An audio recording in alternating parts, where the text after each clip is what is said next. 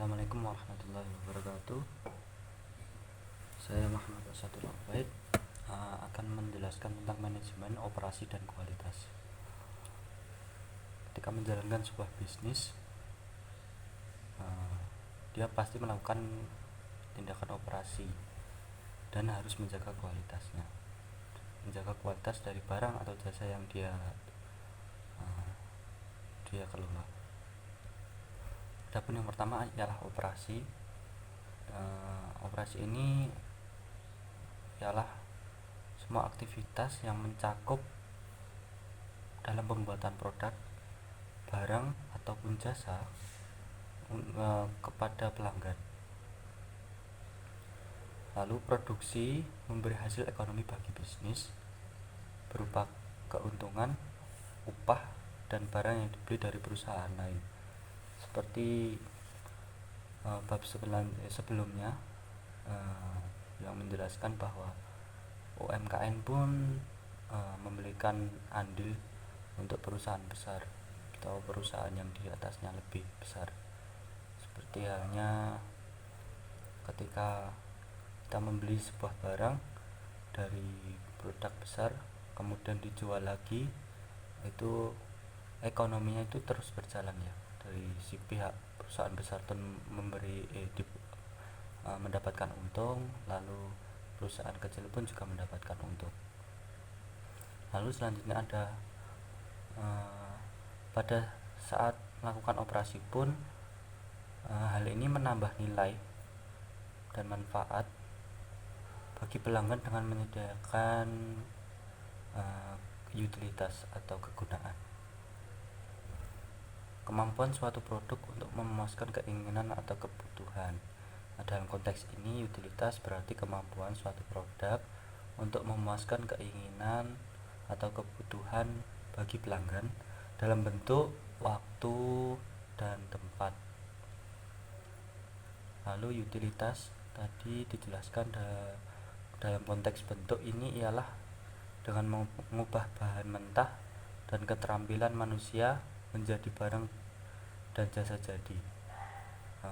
Utilitas bentuk ini mengubah barang ya, dari bahan yang mentah misal sawit untuk bisa menjadi minyak, dan berlaku nilai bisnis untuk para pelanggannya.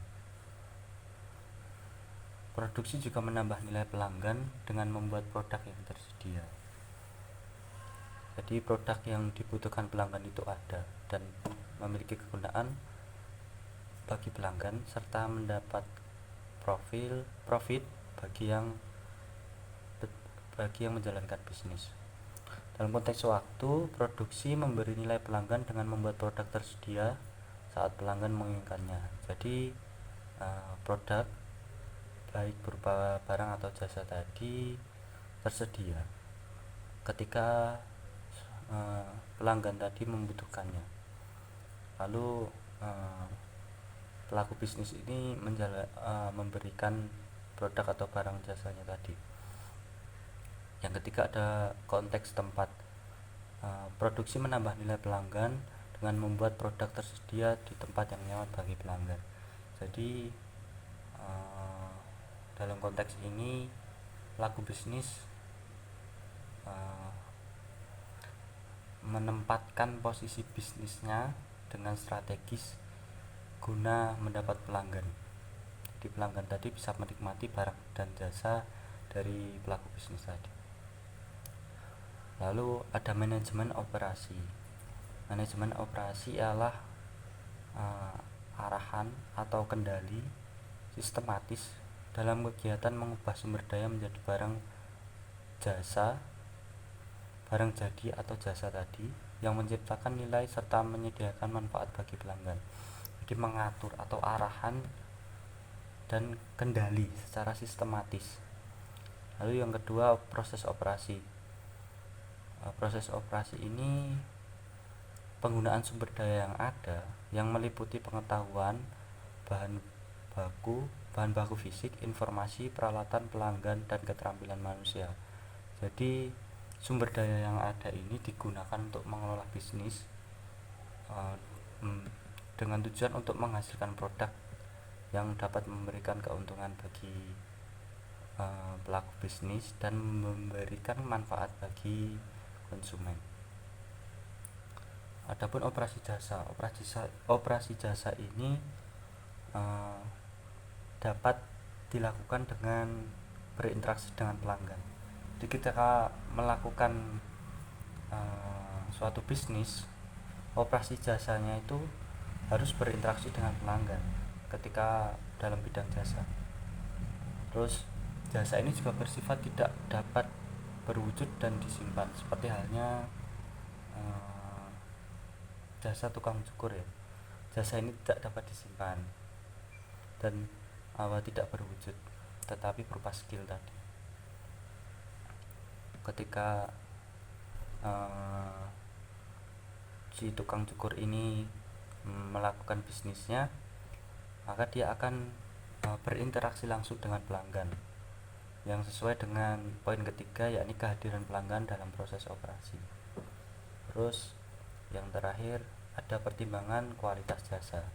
Jadi ketika kita menjalankan suatu bisnis, misalnya tukang cukur tadi, pasti pelanggan akan menilai mana nih tempat cukur yang bagus. Ketika dia telah melakukan potong rambut di tempat tersebut atau milik kita, mereka akan kembali ketika mereka sesuai dan puas dengan jasa yang kita berikan. Lalu ada perencanaan operasi, perencanaan kapasitas yang pertama. Perencanaan kapasitas ini mengenai tentang jumlah produk yang akan diproduksi oleh perusahaan dalam kondisi normal. Jadi perusahaan tadi telah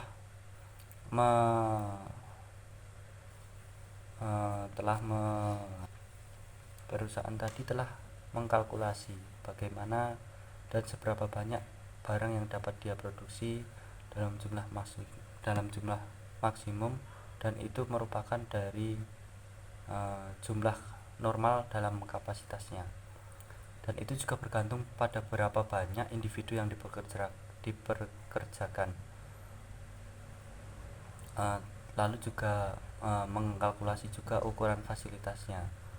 Lalu perencanaan kapasitas mempertimbangkan kebutuhan saat ini dan masa depan untuk mengantisipasi permintaan pelanggan.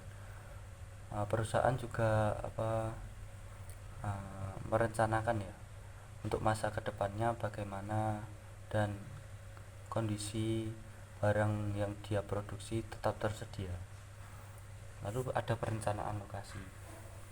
Perencanaan lokasi ini sangat vital untuk perusahaan karena memuat banyak aspek seperti kemudahan transportasi, akses ke pekerja terampil untuk menjalankan bisnisnya, dan aksesibilitas yang nyaman bagi pelanggan. Jadi pelanggan dapat mengakses produk atau berupa barang atau jasa dari sebuah perusahaan tadi. Terus ada perencanaan tata letak, menentukan fisik mesin, peralatan atau berupa tempat produksi dan fasilitas, dan mempengaruhi seberapa efisien. Ketika tadi telah terpenuhi, dapat mempengaruhi efisiensi perusahaan ketika menanggapi para pelanggan. Jadi contohnya seperti pabrik-pabrik besar dari perusahaan yang berada di luar negeri seperti sepatu, mereka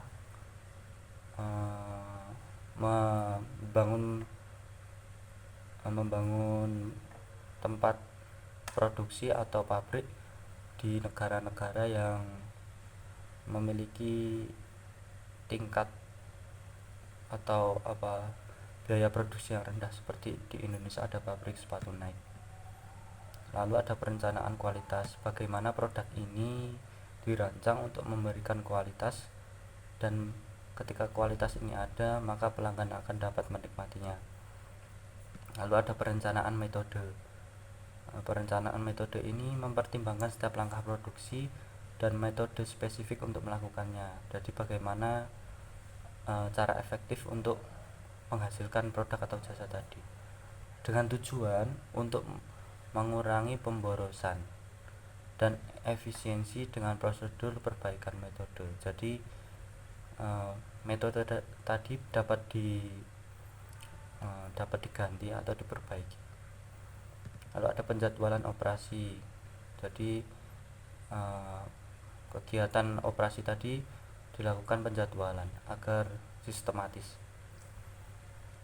Lalu ada pengendalian operasi. Ini proses pemantauan kinerja produksi dengan membandingkan hasil dengan rencana dan mengambil tindakan korektif bila diperlukan. Ketika tindakan operasi telah berjalan dan dapat dievaluasi, maka akan dievaluasi dan diberikan tindakan korektif. Lalu ada mewajibkan manajer untuk memantau kinerja dengan membandingkan hasil terhadap rencana dan jadwal tersebut, apakah sudah berkesesuaian dengan rencana dan jadwalnya apakah telah berjalan dengan baik. Lalu jika jadwalnya tidak terpenuhi, maka manajer dapat kembali lagi untuk melakukan tindakan korektif. Lalu ada manajemen bahan baku. Ini bagaimana mengatur tentang bahan baku dari proses operasi. Ini dapat berupa perencanaan, pengorganisasian, pengendalian aliran bahan dari sumber pasokan hingga pendistribusian barang jadi. Ini dapat dicerminkan dengan operasinya tepat waktu, lalu dapat juga dengan kontrol kualitas. Jadi kualitasnya tetap dikontrol. Untuk total quality management ini berupa semua aktivitas yang terlibat dalam memasukkan barang dan jasa berkualitas tinggi ke pasar. Ataupun aspek-aspek dari total quality management ini dapat dengan cara analisis nilai tambah, tim peningkatan kualitas, jadi kualitasnya terus ditingkatkan agar pelanggan tetap puas. Lalu ada lebih dekat dengan pelanggan guna membangun hubungan harmonis untuk menciptakan bisnis yang baik. Lalu ada rekayasa ulang proses bisnis untuk tindakan korektif yang belum tepat.